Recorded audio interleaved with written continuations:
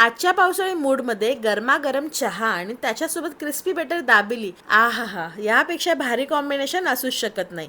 पण ही दाबेली माझ्यासाठी फक्त एक रेसिपी नाही, ही माझ्या लहानपणाची एक कोर मेमरी आहे. मी नाशिकमध्ये लहानाची मोठे झाले आणि आमच्या घराजवळ सावलिया नावाची एक चाटची गाडी होती. तिथे सगळंच मस्त मिळायचं, पण माझी पर्सनल फेवरेट होती त्यांची बटर दाबेली. तेव्हा दाबेलीची किंमत होती फक्त 3 रुपये आणि ते 3 रुपये मिळावेत म्हणून आई पप्पांकडे किती हट्ट करायचे मी. दाबेली खाता खाता एक दिवस मी त्या दादांनाच विचारलं, दादा ही एवढी टेस्टी कशी बनवता हो? कदाचित त्यांना वाटलं की काय ही करणार रेसिपी घेऊन, म्हणून त्यांनी अगदी सहजच सगळं सांगितलं.